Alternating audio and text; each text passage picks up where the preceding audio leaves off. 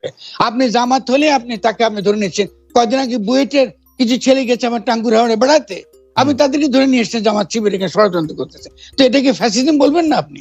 জামাতের বিরুদ্ধে বলাটাই ফ্যাসিজম। বাংলাদেশে এটাই রাজনীতি।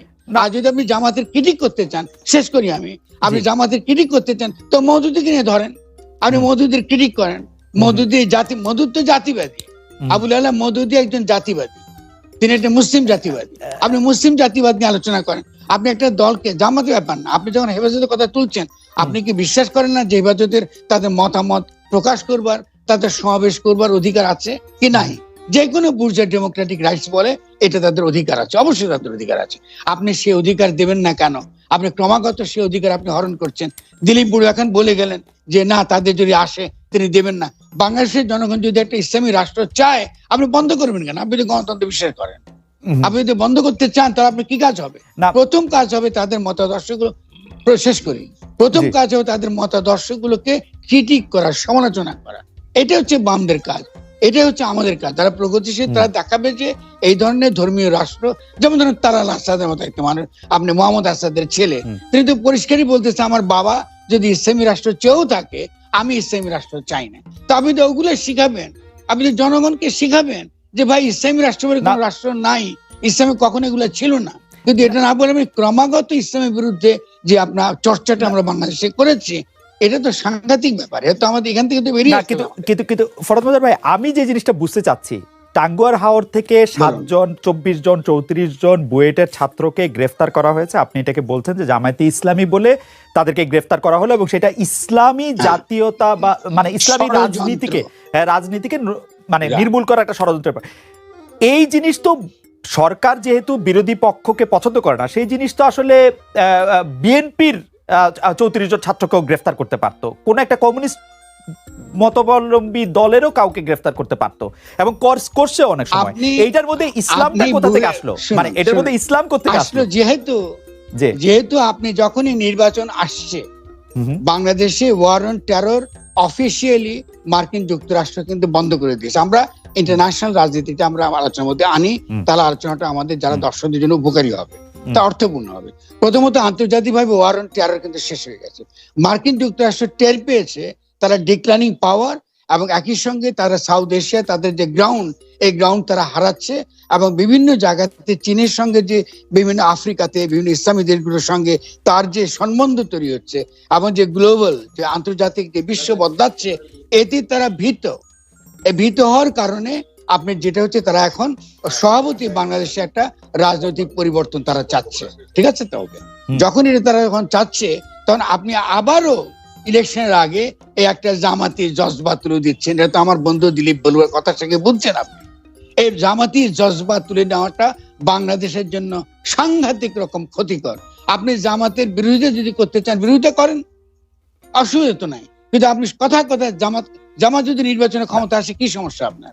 আপনি তো নির্বাচনে বিশ্বাস করেন। আপনি বিশ্বাস করেন? আমাকে বলেন খালেদ, আপনি কি নির্বাচনে বিশ্বাস করেন? না, আমি নির্বাচনে জামাত যদি ভেরি গুড, তাহলে আপনি আমার দলে আছেন। তাহলে জামাত যদি তাদের এই শেখ হাসিনারই এই তৈরি করা নির্বাচনী কমিশনের আইন টাইন মেনে নির্বাচনে আসে, আপনার কি অধিকার আছে তাদের বিরুদ্ধে বলার? কি অধিকার আছে তাদের ছেলেদেরকে বলার? এটা তো সম্পূর্ণ গণতন্ত্র, শেষ করি, এটা তো সম্পূর্ণ গণতন্ত্র বিরোধী রে ভাই। এই জন্য তো আমাদেরকে বিএনপির নেতৃত্বে, বিএনপির অধীনে আন্দোলনটা করতে হবে। এটাই আমাদের কাজ, বিএনপি তাই করতেছে। আচ্ছা, বিএনপির নেতৃত্বে বা বিএনপির অধীনে আন্দোলনের ক্ষেত্রে আমি আপনাকে কয়েকদিন আগে প্রশ্ন করা হয়েছিল যে বারবার আপনি আজকে যেটাকে জামাত ইসলামের জজবা বলতেছেন, সেটা আপনাকে প্রশ্ন করা হয়েছিল তাহলে বারবার নির্বাচনের জজবা কেন উঠে, কারণ গণতন্ত্র মানেই শুধু আসে নির্বাচনে কেন ঠেকে? আপনি এটাকে বলেছেন যে এটা আমাদের বুদ্ধিজীবীদের ব্যর্থতা, আপনার নিশ্চয়ই মনে থাকবে। যাই হোক, আমি যেটি আপনি নিশ্চয়ই এটা নিয়ে জবাব দেবেন। আমি শুধু বিএনপি আপনার সম্পর্কে কি বলছেন সেটা বলি। আপনি যখন ইনসাফ কায়েম কমিটি নিয়ে আসলে একটি নৈশভোজ এবং সেই প্রক্রিয়াটা যখন আবার এটা সামনে আসলো, তখন মির্জা ফখরুল আলমগীর বলেছেন যে তারা যখন নির্দলীয় সরকারের দাবিতে আন্দোলন করছেন, তখন নির্বাচনের আগেই জাতীয় সরকার গঠন ও নতুন সংবিধান প্রণয়নের প্রস্তাব তোলা হয়েছে। এটি উদ্দেশ্যমূলক কোন শক্তির ষড়যন্ত্রের অংশ। আমাদের সরাসরি প্রশ্ন যে ইনসাফ কায়েম পার্টি করে আপনি বিএনপি ভাঙতে চেয়েছিলেন কিনা, আপনি সরকার থেকে কোনো সুবিধা নিয়ে এই জিনিসটি করতে চেয়েছেন কিনা, আপনি যদি খুব সংক্ষেপে বলেন। আপনার সেটি খুব সুইট। জি শুনুন, আমি এতই ক্ষুদ্র মানুষ জি, যে আমার পক্ষে বিএনপির ওয়ার্ড কমিটি ভাঙা সম্ভব না। This is number 1। নাম্বার 2 হচ্ছে যে বিএনপির যে রাজনীতি, আমি এর আগে যে কথা বলেছি, বিএনপির এই কথা বলার মানে এই নয় যে আমি আমার বুদ্ধি বিএনপির কাছে বিক্রি করে দিয়েছি। আমার ভূমিকাটা একান্তই বাংলাদেশে একটা বুদ্ধিবৃত্তিক স্বাধীন নির্দলীয় একটা বুদ্ধিবৃত্তিক ভূমিকা পালন করা। স্বাধীন নির্দলীয় বুদ্ধিবৃত্তিক ক্ষমতা থেকে দাঁড়িয়ে আমি মনে করেছি বিএনপি যদি বাংলাদেশে ইতিবাচক কোনো ভূমিকা রাখতে চায় এবং আন্তর্জাতিক ষড়যন্ত্রের মধ্যে নিজেরা না পড়তে চায় এবং তাদের আভ্যন্তরীণ কোন্দলটাকে তারা ঠেকাতে চায়, তাহলে তাদের আমাদের কিছু কথা শোনা দরকার।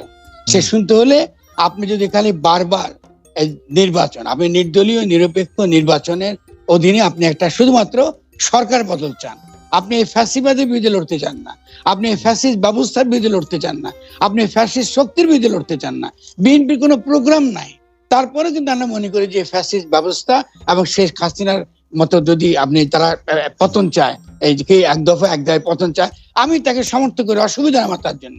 কিন্তু এতে বাংলাদেশের যে কোনো পরিবর্তন হবে না, এটা আমি যেমন করে এরশাদের আমলে বলেছি তেমনি করে এখন বলাটা আমার দায়িত্ব, এটা আমার নাগরিক দায়িত্ব।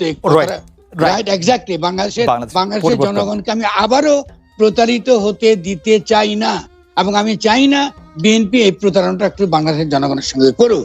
আপনি তাদের যদি কর্মসূচি নিয়ে যান, আপনি একবার 10 দফা দিচ্ছেন, আপনি একবার কি 27 দফা দিচ্ছেন, একবার আপনি 21 দফা 31 দফা দিচ্ছেন, কেন বিএনপির মধ্যে কোনো বুদ্ধিজীবী নাই? বিএনপি কি আমাদের কথা শুনতে পারেন না? বাংলাদেশ যথেষ্ট না, আরো তো বাংলাদেশে ইন্টেলিজেন্ট লোক আছে, আপনি তো আছেন, আপনি তো এক হিসেবে নির্দলীয় জায়গা থেকে বাংলাদেশের জন্য কি ভালো হতে পারে কথা বলতে পারেন, আপনাদের টক শোতে তারা শুনতে পারে। তো এই যে একটা দল, সে কারো কথা শুনে না এবং এমন সব দলিল সে হাজির করে যে দলিলটা আসলে এই পুরো আন্দোলনের জন্য এটা সত্যিকার অর্থে কন্ট্রিবিউট করে না। আন্দোলন, জনগণ রাস্তায় নামতে চায়, জনগণ চায় এই ফ্যাসিস্ট ব্যবস্থা উৎখাত হয়ে যায়, এই সরকারের পতন ঘটুক, কিন্তু বিএনপির নেতৃত্বের মধ্যে যে দুর্বলতাগুলো আছে সে দুর্বলতার কারণে এটা ঘটছে না। ফলে আমি আজকে মির্জা ফখরুল ইসলাম আলমগীরের এই মন্তব্যে আমি মোটেও বিস্মিত না। তিনি হয়তো আমার তর্ক দ্বারা বা আমার যে যুক্তির সামনে উনি তো কোনো আমার কিন্তু আপনি বিএনপি সমালোচনা করেছেন, কিন্তু বিএনপি আপনার অনেক কথাও শুনেছে, কিন্তু বিএনপি হঠাৎ করে আপনার কথা জি জি খালি না আশ্বাসটা শুনে নাই, শুনলে কিন্তু একা করে ঘটতো না।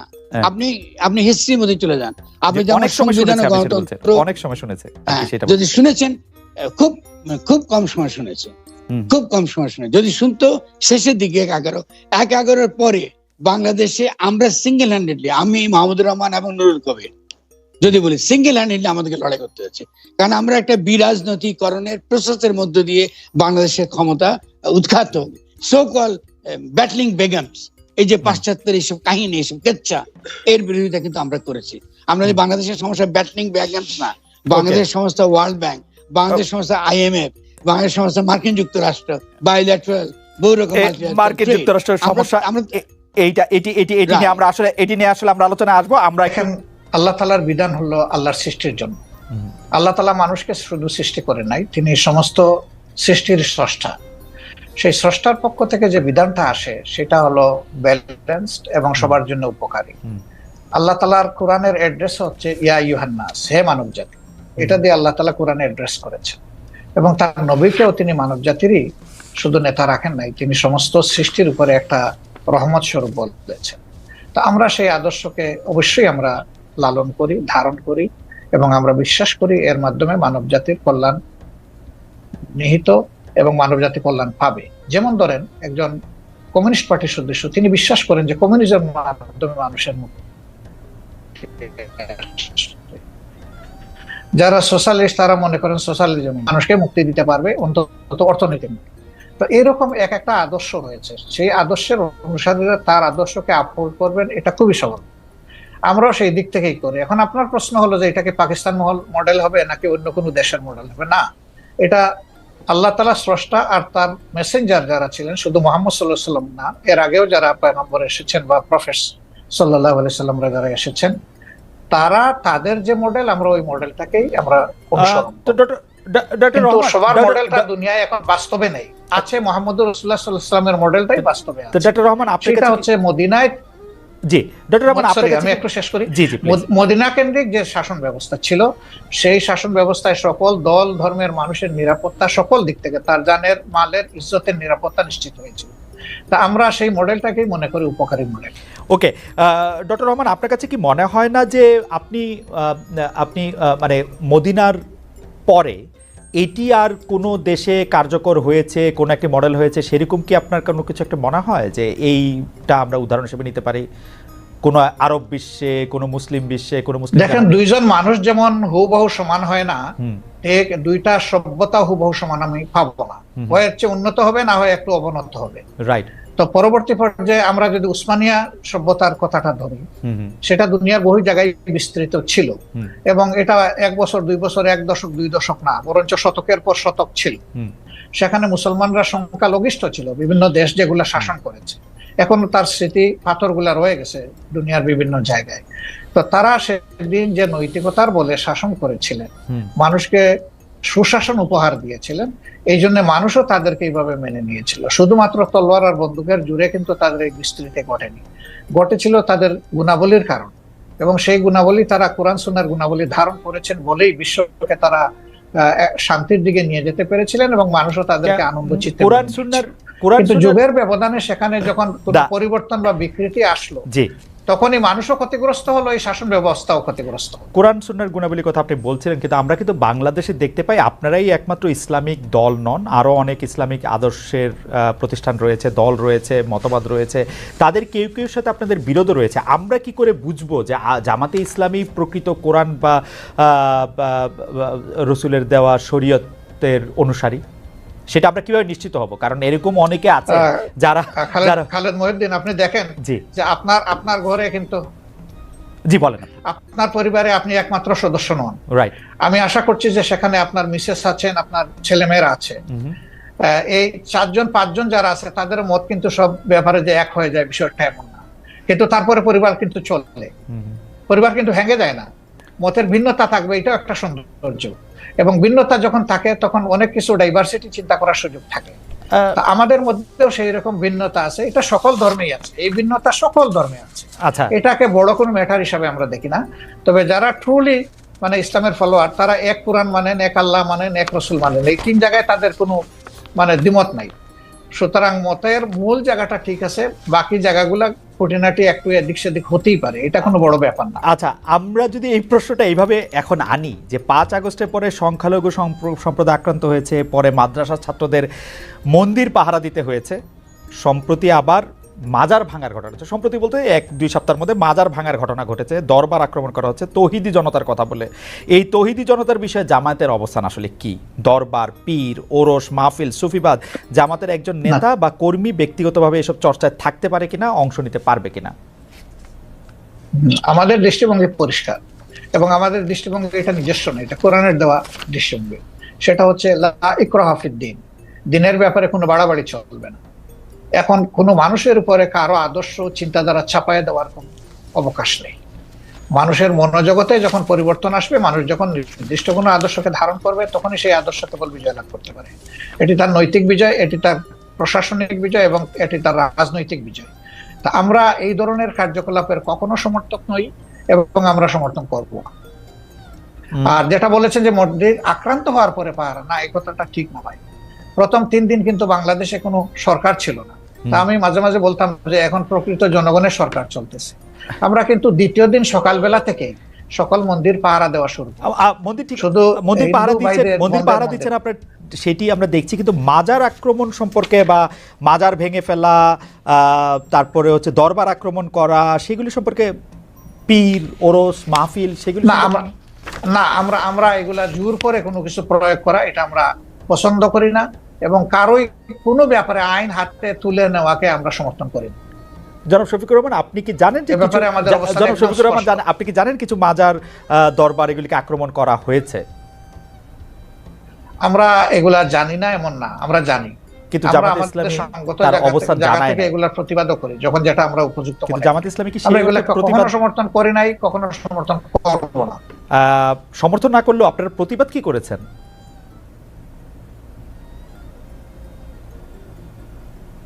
ডক্টর শফিকুর রহমান, আপনারা কি প্রতিবাদ করেছেন?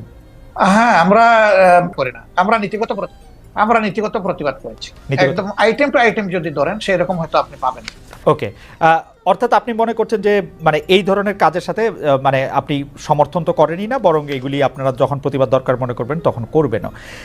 আমি আবার একটু গঠনতন্ত্রে ফিরে আসি। আপনাদের দলীয় গঠনতন্ত্র অনুযায়ী নিয়মতান্ত্রিক ও গণতান্ত্রিক অবস্থায় সরকার পরিবর্তনে আপনারা বিশ্বাসী, সমাজের সর্বস্তরে আল্লাহ ভীরু চরিত্রবান শতযোগ্য লোকের নেতৃত্ব কায়েমের চেষ্টা করার কথাও বলা আছে সেখানে।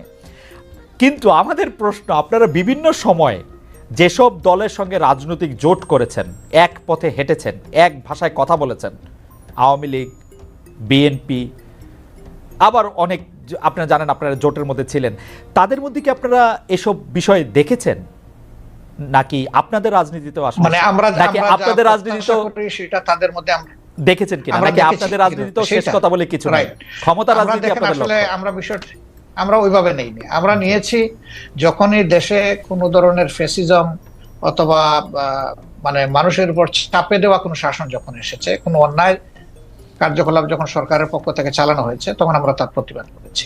এবং প্রতিবাদ করতে গিয়ে একই সুরে যারা প্রতিবাদ করেছেন সঙ্গত কারণে তাদের সাথে আমাদের মিশে গেছে বিষয়টা। এবং আমরা একটা জোটও করেছিলাম, 4 দলীয় জোট, যেটা পরবর্তী পর্যায়ে 20 দলীয় জোটে ক্রমান্বয়ে সময়ের ব্যবধানে রূপান্তরিত হয়েছিল। যদিও এখন আমাদের সেই রকম কোনো রাজনৈতিক জোটে আমরা নেই বা অনেকেই নাই, যদিও ছোটখাটো 2-1টা জোট আছে, এটা অন্য ব্যাপার, কিন্তু 20 দলীয় জোট নাই, 4 দলীয় জোট নাই।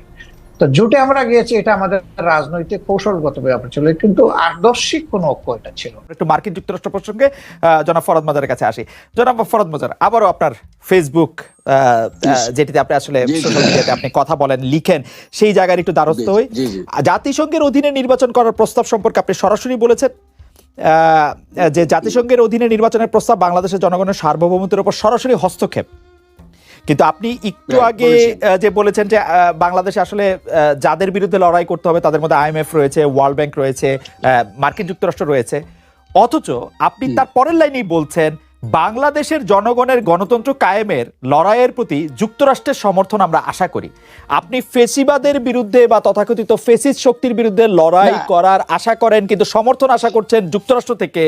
এটি একটি মানে না, যুক্তরাষ্ট্রের সমর্থন আশা করে সেভাবে বলিনি, তার একটা কনটেক্সট আছে, পড়বেন আপনি যদি পুরোটা আচ্ছা, আপনি আমাকে সাহায্য করেন, আমি আবার পড়ি আপনি কোট করছেন।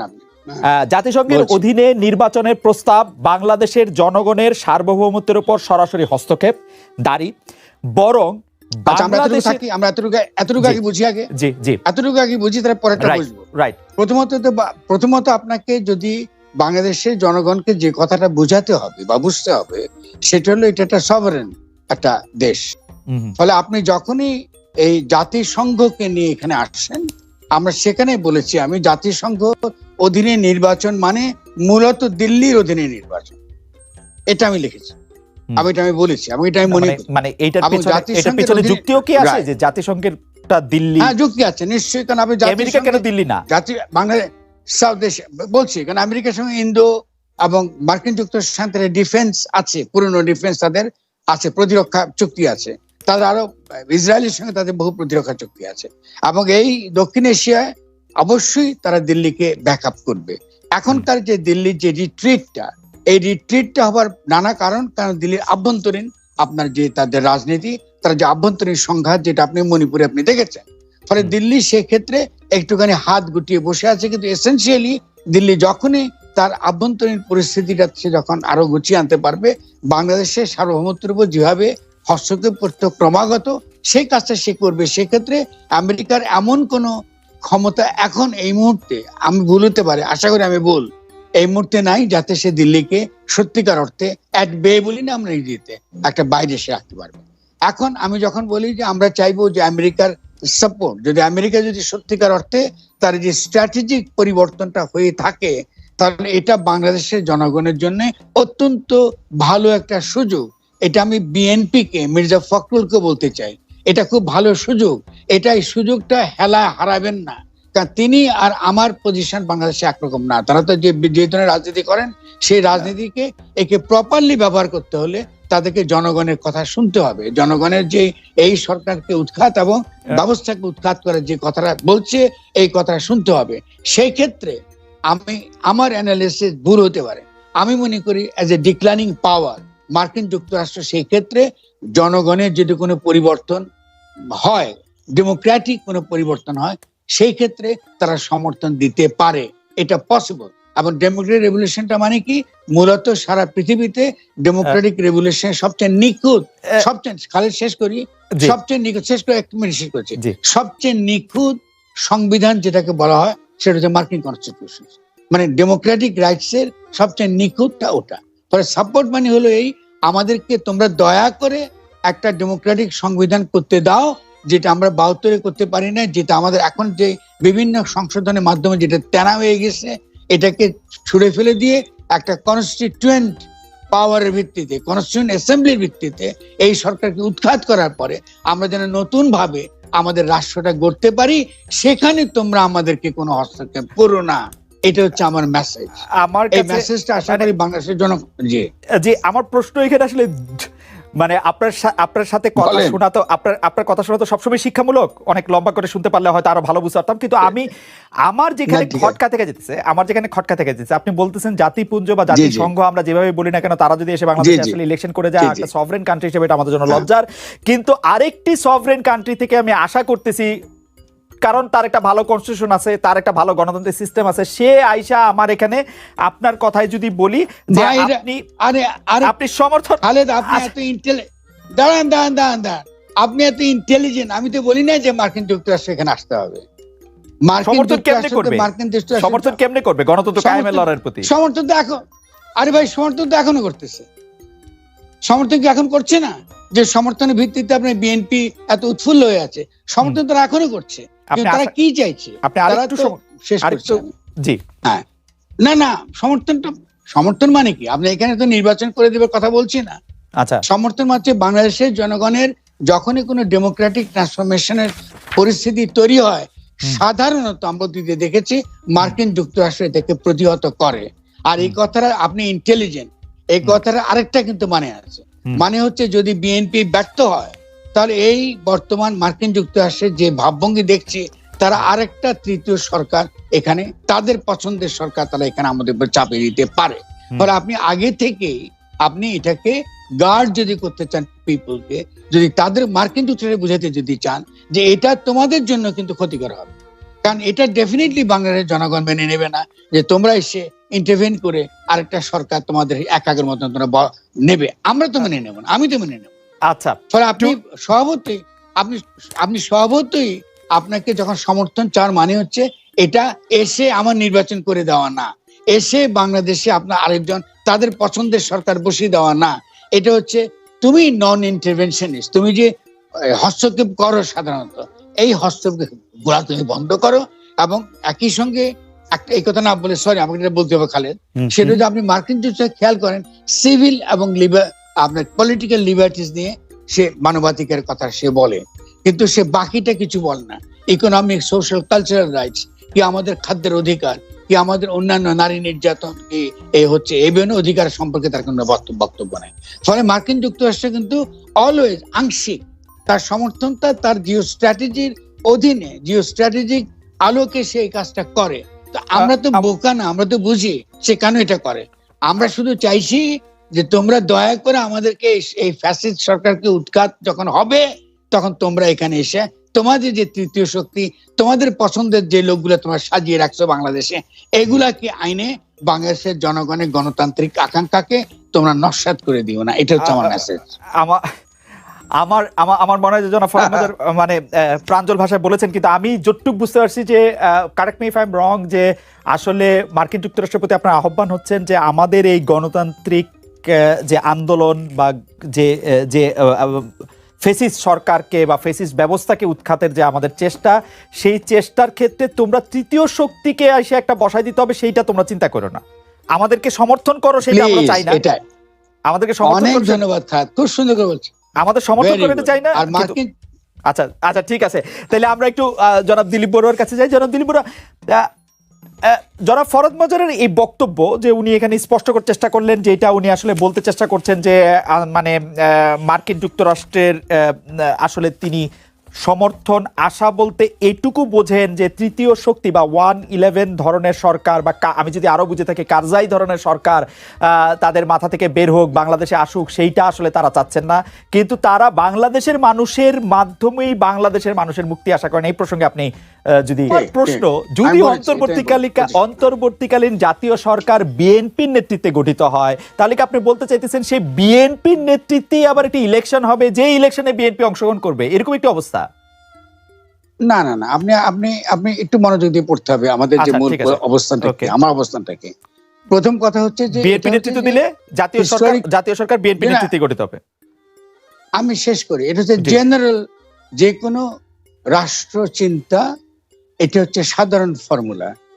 যারা এই গণ অভ্যুত্থানের নেতৃত্ব দেয় তারাই অন্তর্বর্তীকালীন জাতীয় সরকার গঠন করে। এবং এর পরের কথা আপনি বলেন না, এরপরে আমার যে বক্তব্য হচ্ছে যে এই অন্তর্বর্তীকালীন জাতীয় সরকারের ভূমিকাটা কি। প্রথম ভূমিকা হচ্ছে এই ফ্যাসিস্ট কনস্টিটিউশন থেকে আরম্ভ করে ফ্যাসিস্ট ব্যবস্থা, ফ্যাসিস্ট শক্তিকে উৎখাত করার পরে একটা নতুন গঠনতন্ত্র প্রণয়নের প্রক্রিয়া শুরু করা। ফলে আপনি যদি শব্দটা হচ্ছে বিজয়ী গণ অভ্যুত্থান, আপনাকে এই গণ অভ্যুত্থান থেকে বিজয়ী হতে হবে। বিজয়ী হবার পরে আবার কোন নির্বাচন করার যেটা বিএনপি দাবি করছে এটা নাই। এই দাবি করাটা যে কোনো আপনার রাষ্ট্রবিজ্ঞানের দিক থেকে জাতীয় সরকারি ক্ষমতা থেকে যাবে, জুডিশিয়াল জাতীয় সরকারি ক্ষমতা থেকে যাবে। এরাই যাতে, শুনুন, গণতন্ত্রের সবচেয়ে গুরুত্বপূর্ণ যেটা ব্যাপার এটাকে বলছে কনস্টিটিউয়েন্ট পাওয়ার, তার মানে গঠনের ক্ষমতা। গঠনের ক্ষমতাই হলো গণতন্ত্রের চূড়ান্ত মূর্ত প্রকাশ। মানে জনগণ জীবন দিয়ে, শহীদ হয়ে, রক্ত দিয়ে সে যেটাকে কায়েম করে, এর চেয়ে তো উচ্চতর অভিপ্রায় মানে নির্বাচনের দরকার নাই, মানে নির্বাচনের দরকার নাই। পৃথিবীর কোথাও হয়েছে আপনি ক্ষমতা যখন গেছেন তখন আপনি কি পাকিস্তানকে ডাকে না আবার আপনি সংবিধান বানাইছেন? যদি আপনি ভিন্ন পথে গেছিলেন, যে কোনো গণ অভ্যুত্থানের পরে স্বভাবতই ফ্যাসিস্ট শক্তি পরাজিত হলে যারা বিজয় অর্জন করে তাদেরকে নিয়ে অন্তর্বর্তীকালীন জাতীয় সরকার অথবা বিপ্লবী সাময়িক সরকার, যে নাম আপনি দেন না কেন, এটা গঠন হয়। তার কি কাজ? তার কাজ কিন্তু প্রথম নির্বাচন না, তার প্রথমত দুটা কাজ। এক নম্বর কাজ হচ্ছে প্রতি বিপ্লব ঠেকানো, মানে আওয়ামী লীগকে ঠেকানো। আপনি ক্ষমতা থেকে উৎখাত হবার পরে প্রথম কাজ হবে সে জাতীয় সরকারের আওয়ামী লীগের যে প্রতি বিপ্লবটা করবে, আবার ফ্যাসিস্টরা ক্ষমতা আসতে চাইবে, এদেরকে শায়েস্ত করা এক নাম্বার। দুই নাম্বার হচ্ছে তার নতুন করে গঠনতন্ত্র প্রণয়ন করা। এই গঠনতন্ত্র প্রণয়ন তার দায়িত্বটা যখন সে নেবে, তা প্রত্যেকটা জনগণের কাছে, সমাজের সকলের কাছে যাবে। এখন বিএনপি কি করেছে খেয়াল করেন, এক গাদা কমিশনের কথা বলতেছে। কমিশন তো হবে পরে, তুমি তো কমিশন করো যখন তুমি ক্ষমতা। এবং সমাজের মধ্যে যখন বিভিন্ন রকম গণতান্ত্রিক ইচ্ছা আছে, আপনি জেলা পর্যায়ে, উপজেলা পর্যায়ে, গ্রাম পর্যায়ে জনগণ কি বলতে দেবেন? তোমরা কি চাও? তোমাদের কৃষি সমস্যা কি? তোমাদের শ্রমের সমস্যা কি? তোমাদের অন্যান্য প্রশাসনিক সমস্যা কি? আমরা কি করে স্থানীয় সরকার কেন মনে হচ্ছে শেষ করি। জি জি, আমি শেষ করি খালেদ। এটা হচ্ছে এই কথাটা, নিয়মটা হলো এই স্বপ্নটা, এই কথাগুলো, এই তাত্ত্বিক অন্যান্য বিপ্লবের ইতিহাস থেকে, গণতান্ত্রিক বিপ্লবের ইতিহাস থেকে এই কথাগুলো জনগণকে অ্যাজ এন আইডিয়া আপনাকে রাখতে হয়। এটা জনগণ ঠিক করবে তারা এই কাজ করবে কি কাজ করবে না। ফলে জনগণ আমার কথার পরিপ্রেক্ষিতে এই বিএনপির আপনার ধরুন তাদের যে সব 27 দফা কি এখন যে 38 দফা তারা প্রণয়ন করেছে, সেইকে তারা বিচার করবে। এই বিচার করেই তারা কোনটা সঠিক পথ তারা গ্রহণ করবে। ফলে আমার কাজ হচ্ছে একটা ক্রিটিক্যাল, একটা ইন্টেলেকচুয়াল রোল নেওয়া, যে জনগণের পক্ষে কাজ করে, যে জনগণের কথাটা পৌঁছায় দেয়। এখন সেই কথাটা যদি আপনি মির্জা ফখরুল আলমগীরের যদি না শুনেন, তো আমি কি করবো? এটা তো আমার তো কিছু না, এতটুকু আমার ক্ষমতা, ক্ষুদ্র ক্ষমতা, আমি লেখালেখি করে না। আমরা একটু বোঝার জন্য, জাতীয় সরকারের নেতৃত্ব, একটা বিজয়ী গণঅভ্যুত্থান হলো, জাতীয় সরকারের নেতৃত্বে বিএনপি আসলো এবং বিএনপি আসলে একটা নতুন গণতন্ত্র করলো। বিএনপি একা তো না, আচ্ছা বিএনপি সহ, বিএনপি সহ আওয়ামী লীগ যেরকম একা না, আওয়ামী লীগ যেরকম একা না, মানে 14 দল আছে সঙ্গে, বিএনপি সঙ্গে না না। আপনি আবার, আমি একটু বলি, আপনি যারা ফ্যাসিস্ট শক্তি এবং ফ্যাসিস্ট রাষ্ট্র ব্যবস্থা উৎখাতের ক্ষেত্রে ভূমিকা রেখেছে যৌথ আন্দোলনে কিংবা আপনার কি বলে ঐক্যবদ্ধ আন্দোলনে, তাদেরকে নিয়ে হচ্ছে। মানে Okay. আন্দোলনের, এটাকে পলিটিক্যালি বলা হয় আন্দোলনের সংস্থা, যেই হোক না কেন। এখন যদি আজকে বিএনপি এটা না করে, আজকে যদি আমরা গণতন্ত্র মঞ্চ করে, তো তারাই ডেফিনেটলি আপনার সরকার গঠন করবে। বিএনপি সে সরকার নাও থাকতে পারে যদি তারা এটা বিরোধিতা করে। এটা হচ্ছে যে কোনো রাজনৈতিক পলিটিক্যাল প্রসেসের এটাই তার যৌক্তিক পরিণতি। এটা তো আমি চাইছি না, এটা এমন না যেটা আমার কর্মসূচি, এটাই ঘটে। আমি শেখ মুজিবের আমি আমি নেতৃত্বে আমি আমি বাংলাদেশ মানে স্বাধীন আমি হয়েছে। আমি মানে কথার সুবিধার জন্য ধরে নিতেছি বিএনপি।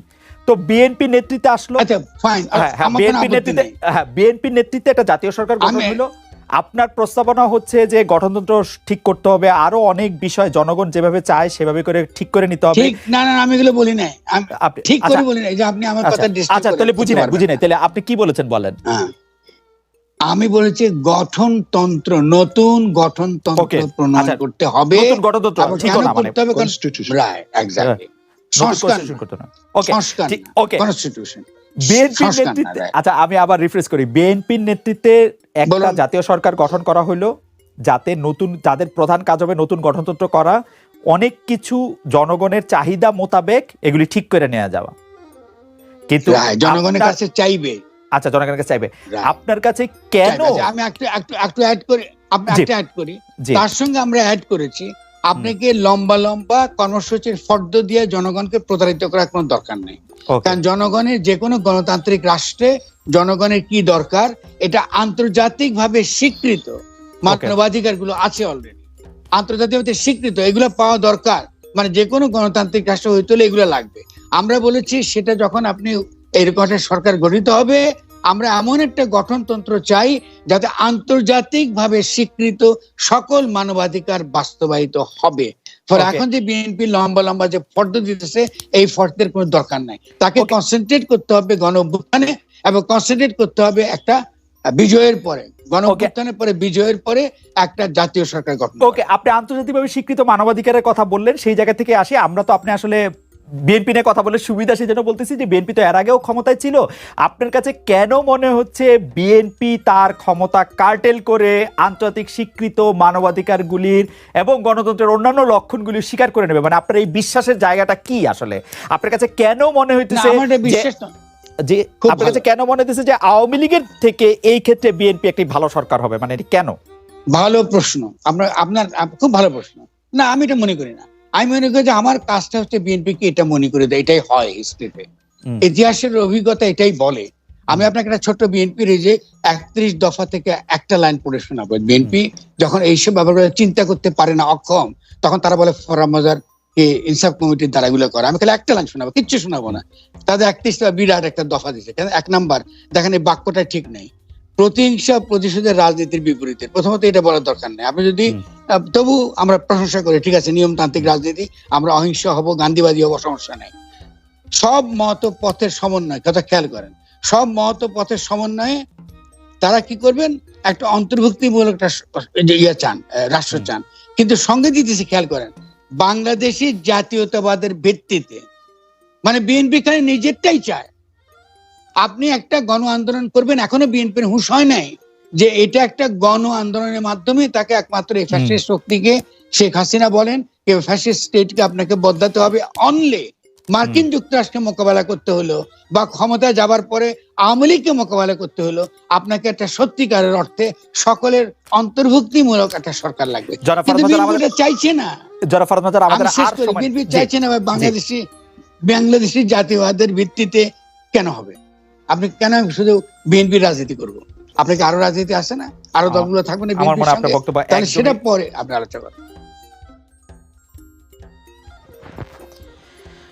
প্রিয় দর্শক, আসসালামু আলাইকুম, সবাইকে আজকের ভিডিওতে স্বাগতম। প্রিয় দর্শক, আজকের এই ভিডিওটি আপনার কাছে কেমন লাগলো সেটি অবশ্যই কমেন্ট বক্সে জানাবেন।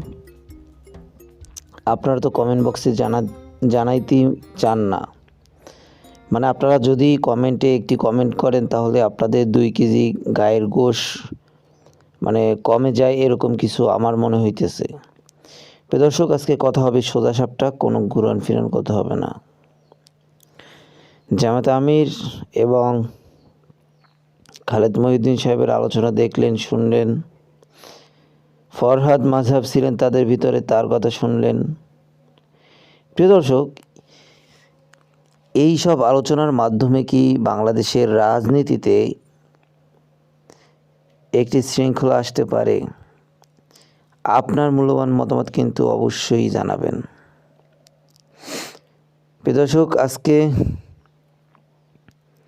ফরহাদ মজহাব যেই কথাগুলি বললেন, কিছু কিছু কথা আমার খুবই ভালো লাগছে, আবার কিছু কিছু কথা একদম ভালোও লাগে নাই।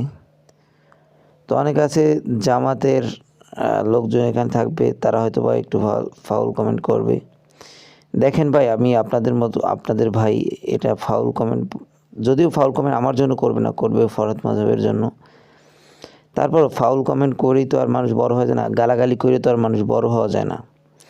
মানুষকে বড় হতে হবে তার কাজের মাধ্যমে, তার কাজের দ্বারা। দেখেন ভাই, একজন মানুষ আপনাকে গালি দিতেছে, এখন আপনিও যদি তাকে গালি দেন তাহলে তার ভিতরে আপনার ভিতরে পার্থক্যটা থাকলো কি বলেন?